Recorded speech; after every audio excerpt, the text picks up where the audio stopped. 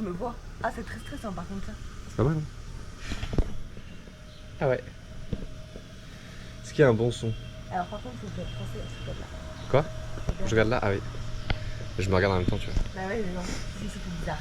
Jour 1, Nigeria, nous voilà. Dernier jour au Bénin. Spot à tous, nous sommes Colin et Alix et nous voyageons depuis plus de 2 ans sur le continent africain avec notre fidèle Anoki. Je t'emmène dans notre quotidien pendant 30 jours, 4 pays et 3000 km parcourus. Bienvenue à toi.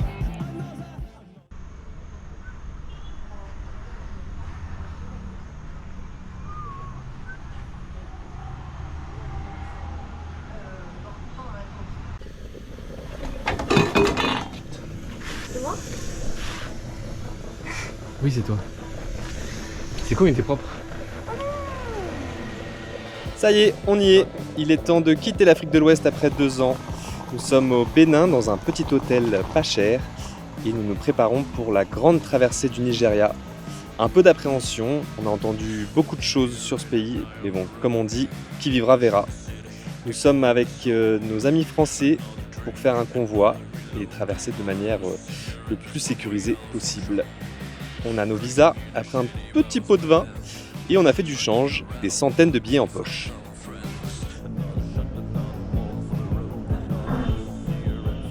On t'entend, hein? T'as pété? 700 le diesel le litre. En démarrant à Anoki ce matin-là, on sait qu'on quitte une région qu'on a adorée, où on a passé beaucoup de temps, vécu beaucoup de choses et surtout rencontré des gens formidables.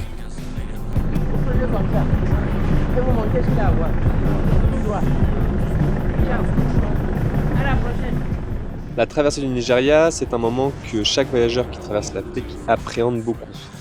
C'est un pays très peuplé, donc 250 millions d'habitants, et le premier jour, nous devons traverser la capitale Lagos avec ses 20 millions d'habitants. Malheureusement connu à l'international pour ses nombreux kidnappings, avec demande de rançon, avec Boko Haram, un groupe terroriste très actif dans le nord-est, des conflits internes entre musulmans et chrétiens. Bref, pas un pays où on a envie de passer ses vacances. Premier garage. Voilà, comme ça je pourrais vous présenter. C'est bon, les galériens, kilomètre 2. Les premiers problèmes.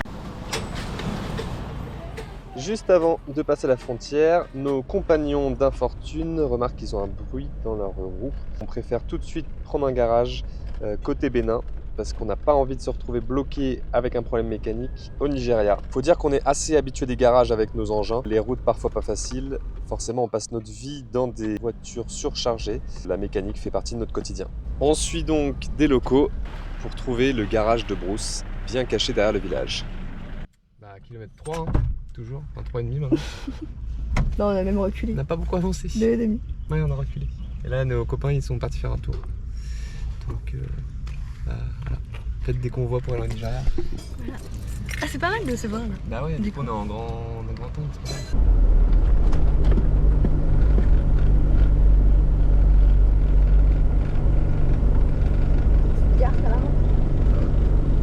mal. Alors, c'est comment? On attend le garagiste, le mécanicien. Il est pas là? Il est pas là. Tenez. Oh là là, merci. Comme ça, on peut parler. On peut en parler. Vas-y, on fait comment? Test Toki, bon! Voilà. Super petit que j'ai depuis Très longtemps. 2 ans et demi. Forcément, après 2 ans sur le continent, on a un peu l'habitude des garages et de comment ça marche ici. C'est très différent. Déjà, il n'y a pas de rendez-vous. Ça veut dire que tu arrives et direct on te prend. Le démontage se fait souvent assez rapidement. C'est là où il faut être très attentif pour pas qu'il y ait de casse. Et ils savent tout faire. Même s'ils n'ont jamais fait, même s'ils ne savent pas, ils savent le faire. Le problème, c'est souvent la communication. Comme on dit, quand on veut communiquer, on peut toujours communiquer. Mais parfois, ils n'ont pas trop envie de tout dire, car ils ne savent pas s'ils ont la pièce, s'ils vont trouver la pièce, et s'il va y avoir de la casse au démontage. Il faut faire preuve de patience. Beaucoup de patience. On laisse faire, on laisse trouver le problème, et on essaie d'avoir des infos. Pas forcément facile. Ah.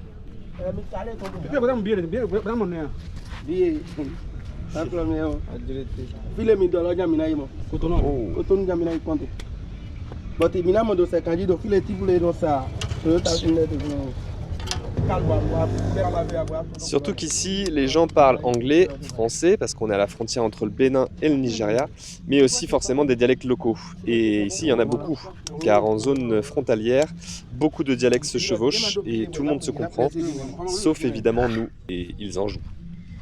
C'est complet ou bien juste roulement? Moyeu là, on peut garder, non? Ici, c'est bon. Mais bon, on prend le temps, on reste patient et ça nous permet de faire d'autres choses qu'on n'a jamais le temps de faire, comme coller les stickers des pays sur le frigo. Non. Fais confiance à ton instinct. Tu les colles là? Oh c'est pas droit, oh c'est pas droit. Non, c'est pas droit. Aïe caramba.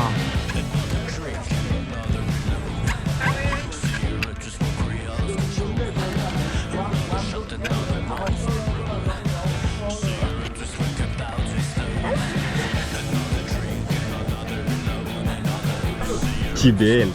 Faut dire qu'on avait commencé à en mettre sur notre tank extérieur, mais avec les Karcher, ça n'a pas beaucoup tenu.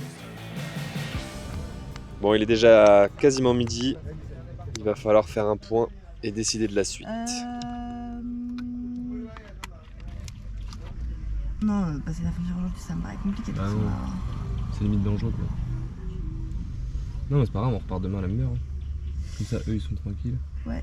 Ok. De toute façon on a assez de sous. C'était quoi ta première vidéo YouTube, Alix? C'était faux départ. Voilà. Donc peut-être qu'un signe. Encore un faux départ.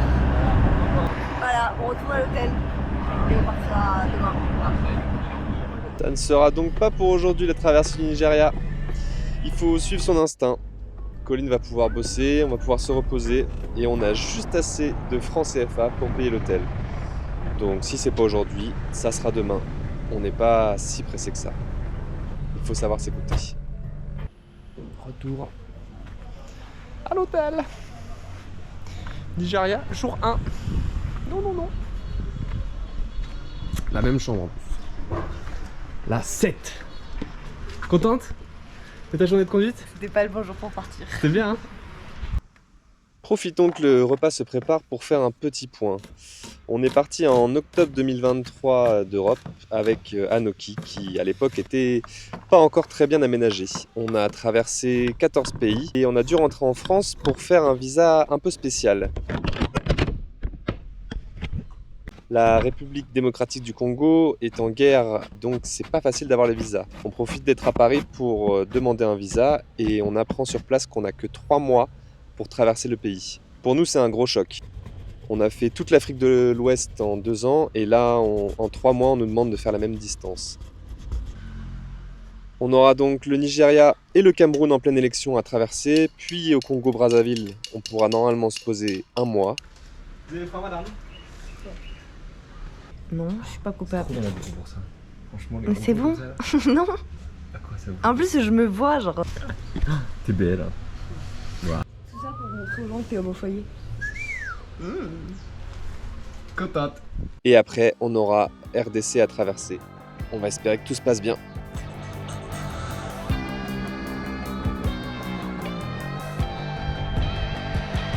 Voilà la pluie qui s'invite.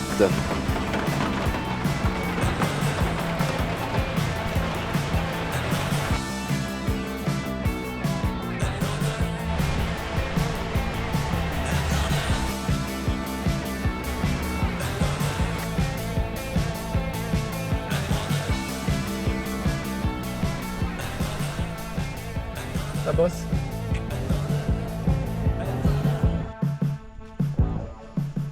Bon, ces temps de calme obligatoire permettent aussi de vérifier sur ce vieux véhicule les petits bricolages à faire. Et bah il y en a. Il y a quelques petits trous, donc on va profiter d'être au calme pour reboucher tout ça et être au mieux préparé pour le Nigeria et ses milliers de kilomètres, en espérant que ces petits bidouillages tiennent la route.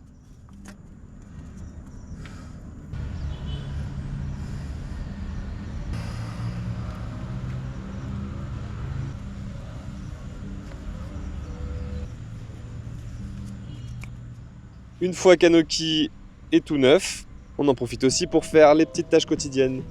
laver le linge, le sécher, filtrer de l'eau, remplir tous nos bidons d'eau. Bref, être au taquet pour partir demain le plus tôt possible et passer cette frontière enfin. Nos copains reviennent du garage à 5h, tout est réglé, ils sont allés chercher la pièce jusqu'à Cotonou, une bonne centaine de kilomètres, en moto, et ils ont ramené la pièce, ils l'ont remontée. Merci les garages, merci les mécanos. Place à l'apéro pour fêter ça, et on espère pouvoir partir demain matin. To be continued.